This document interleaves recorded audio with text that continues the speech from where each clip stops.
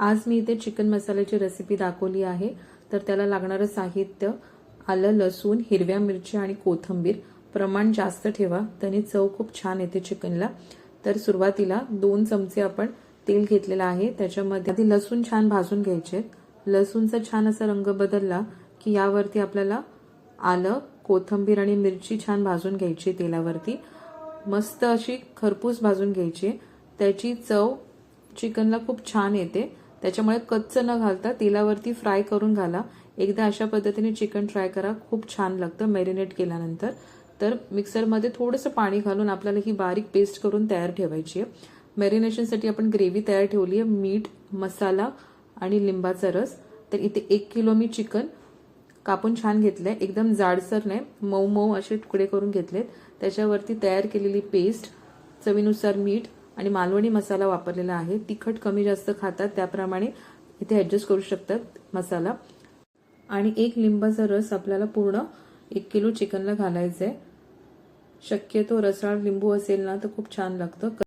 मसाले, ग्रेव्ही सगळं आपल्याला व्यवस्थित चिकनला चोळून घ्यायचंय, लावून घ्यायचंय। 1 तासासाठी किमान तरी तुम्ही मॅरिनेशनसाठी ठेवू शकतात। घाई असेल तर 15-20 मिनिटं पण चालेल। 20 मिनिटांनंतर आपण फोडणीसाठी काय काय घेणार आहोत।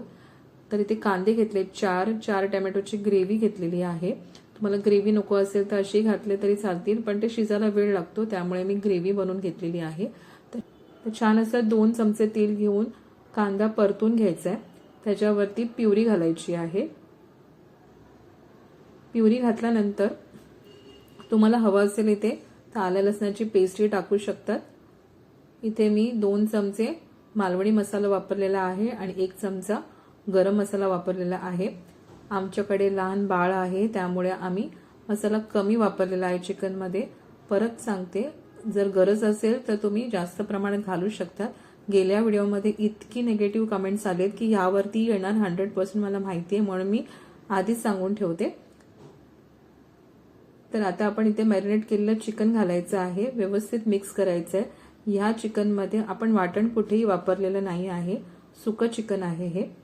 तर व्यवस्थित आपल्याला शिजवून घ्यायचं आहे झाकण बंद करून।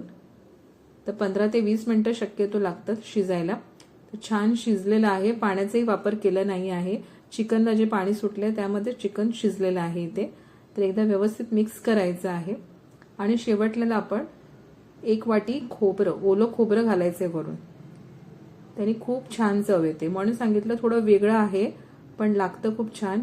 हे माझ्या सासऱ्यांची रेसिपी आहे, तर आम्ही अशा पद्धतीनेच सुकं चिकन बनवतो। तर तुम्ही या पद्धतीने ट्राय करा आणि सांगा कशी झाली रेसिपी ती।